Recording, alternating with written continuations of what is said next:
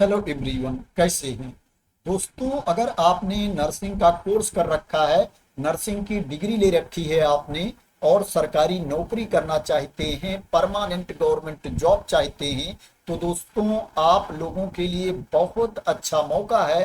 बिहार स्वास्थ्य विभाग के अंतर्गत ट्यूटर की वैकेंसी निकली है। ट्यूटर नर्सिंग की वैकेंसी है और ये जो पोस्ट है परमानेंट पोस्ट है और इसमें जो नंबर ऑफ वैकेंसीज है 498 पोस्ट है। 498 पद हैं जिनके लिए एप्लीकेशन इनवाइट किया गया है। दोस्तों इसमें आपको सैलरी भी काफी अच्छी मिल रही है। पे लेवल 8 के अकॉर्डिंग आपको इसमें सैलरी मिल रही है। जो ग्रेड पे है 4800 रुपये है। जो पे स्केल है 9300 से लेकर के 34,800 रुपये, ये इसका पे स्केल है। इसमें आपको सैलरी काफी अच्छी मिलेगी। इसमें जो लगभग आपको सैलरी मिलेगी 80,000 रुपये के आसपास आपको इसमें सैलरी मिलेगी। बात करें एप्लीकेशन कब से स्टार्ट है तो 4 जुलाई 2025 को शाम 6 बजे से एप्लीकेशन स्टार्ट है। जो एप्लीकेशन की लास्ट डेट है 1 अगस्त 2025 है। 1 अगस्त 2025 तक आप इसमें ऑनलाइन मोड में अप्लाई कर सकते हैं।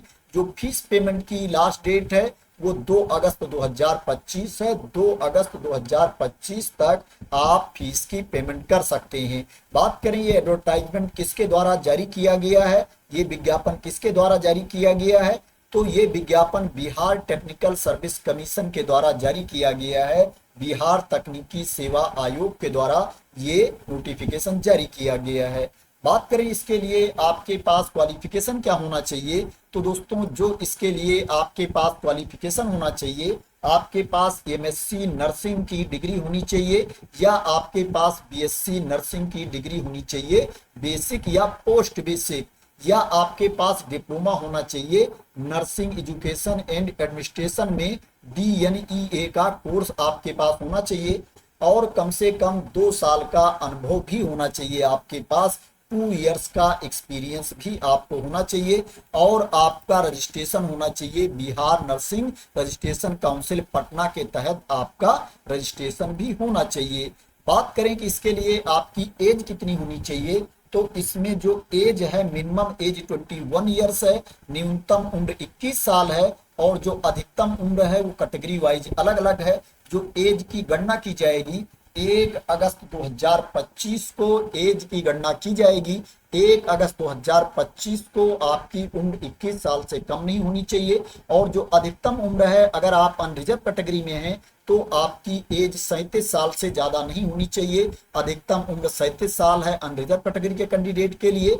और जो अनरिजर्व कैटेगरी की महिला अभ्यर्थी हैं उनके लिए जो अपर एज लिमिट है 40 ईयर्स है, 40 साल है। पिछड़ा वर्ग अत्यंत पिछड़ा वर्ग पुरुष महिला के लिए जो अपर एज लिमिट है 40 साल है, 40 ईयर्स है। अनुसूचित जात अनुसूचित जनजात पुरुष महिला के लिए जो अपर एज लिमिट है 42 ईयर्स है, 42 वर्ष अधिकतम उम्र है अनुसूचित जात अनुसूचित जनजात पुरुष महिला के अभ्यर्थियों के लिए।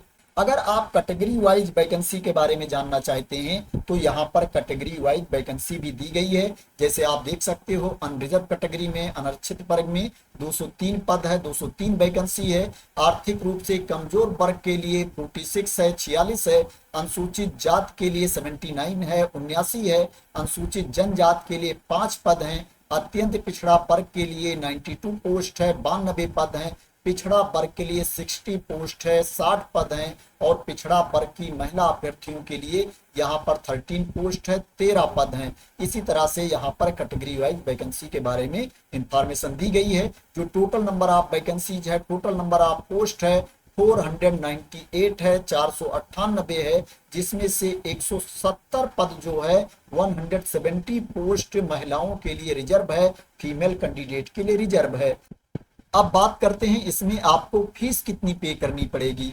दोस्तों जो अनरिजर्व कैटेगरी के कैंडिडेट हैं, सामान्य वर्ग के अभ्यर्थी हैं, पिछड़ा वर्ग अत्यंत पिछड़ा वर्ग, आर्थिक रूप से कमजोर वर्ग के अभ्यर्थी हैं, उनको 600 रुपये फीस पे करना पड़ेगा।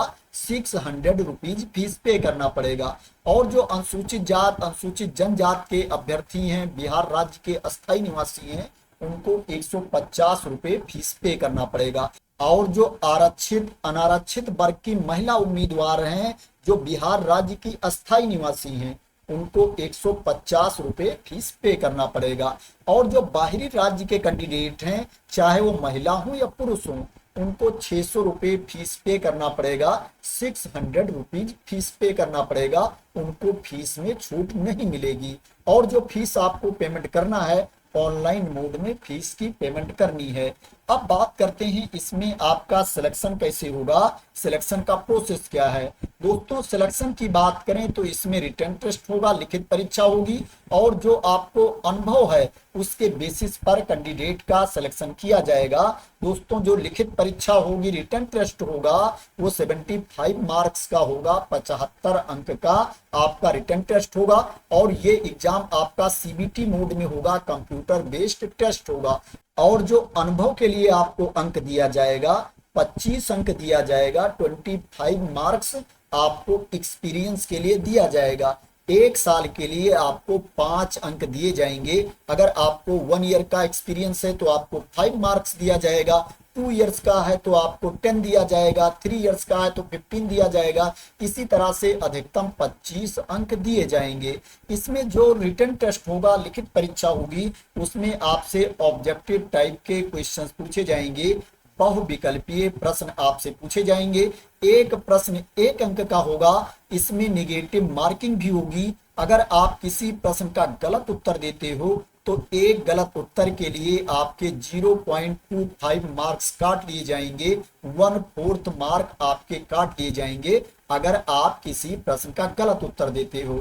इसमें कुल आपसे 100 प्रश्न पूछे जाएंगे, 100 क्वेश्चंस आपसे पूछे जाएंगे। और जो आपको टाइम दिया जाएगा, 2 घंटे का टाइम आपको दिया जाएगा, 2 घंटे का पेपर होगा। जो आपको अंक दिए जाएंगे, 100 मार्क्स दिए जाएंगे, 100 अंक आपको दिए जाएंगे। और जो प्रश्न आपसे पूछा जाएगा, बीएससी नर्सिंग लेवल का क्वेश्चंस आपसे पूछा जाएगा।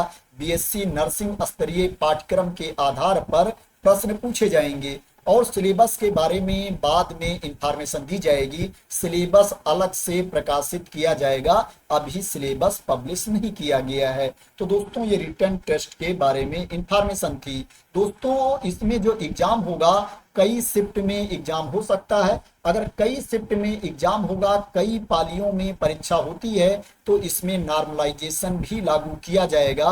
पहले ही इसमें क्लियर कर दिया गया है, जिससे बाद में कैंडिडेट को प्रॉब्लम ना हो। इसमें नॉर्मलाइजेशन प्रोसेस भी फॉलो किया जाएगा। दोस्तों, इसमें मिनिमम क्वालिफाइंग मार्क्स भी है, न्यूनतम अर्हतांक भी है, उतना आपको लेकर के आना पड़ेगा रिटन टेस्ट में, लिखित परीक्षा में, तभी आप पास माने जाओगे। नहीं, आपको पास नहीं माना जाएगा, आप बाहर कर दिए जाओगे। मैं बता देता हूं किसको कितना अंक लेकर के आना पड़ेगा।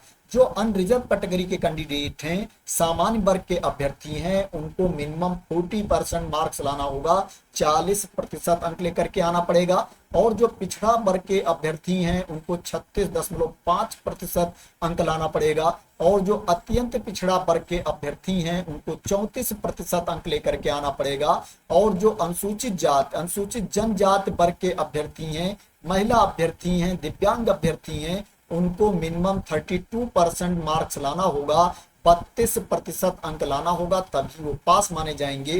दोस्तों, इतना अंक लाना अनिवार्य है, इतना अंक लेकर के आओगे तभी आपको फाइनल मेरिट लिस्ट में शामिल किया जाएगा। अगर क्या है, आप इतना अंक नहीं ला पाते हो तो आपको पास नहीं माना जाएगा, आपको बाहर कर दिया जाएगा। दोस्तों, इसमें जो रिटन टेस्ट है, उसका जो अंक है, उसका जो मार्क्स है, वो कैसे कंसीडर किया जाएगा, कैसे फाइनल मेरिट में जोड़ा जाएगा, उसके बारे में भी इंफॉर्मेशन दी गई है। मैं आप लोगों को बता देता हूं।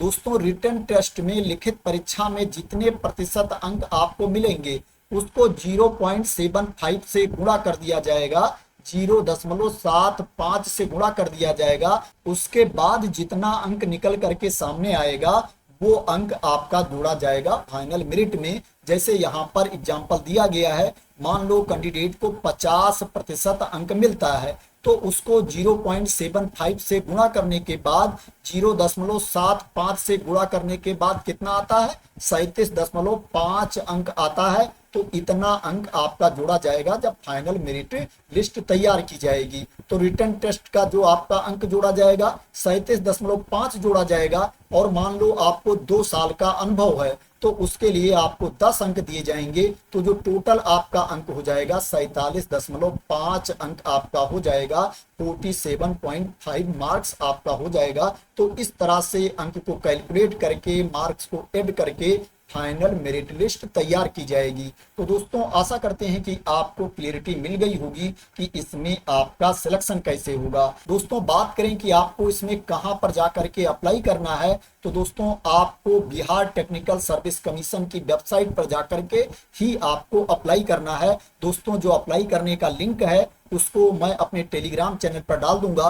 दोस्तों वहां से आप लोग उस लिंक को कॉपी कर सकते हैं और दोस्तों क्या है ओपन करके आप वहां पर जाकर के अप्लाई कर सकते हैं, रजिस्ट्रेशन कर सकते हैं। दोस्तों अभी लिंक एक्टिव नहीं हुआ है, नहीं मैं आप लोगों को ओपन करके दिखा देता कि कहां पर जाकर के आपको रजिस्ट्रेशन करना है। दोस्तों आप देख सकते हो यहाँ पर लिखकर भी आ रहा है link will be visible at 6 PM, 6 बजे शाम को आपका लिंक एक्टिव होगा। तो दोस्तों आशा करते हैं कि आपको इस वैकेंसी के बारे में क्लियरिटी मिल गई होगी।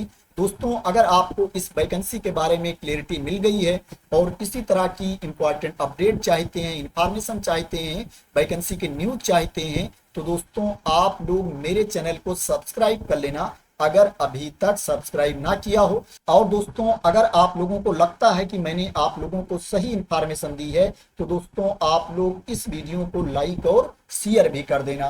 तो थैंक यू सो मच दोस्तों फॉर वॉचिंग।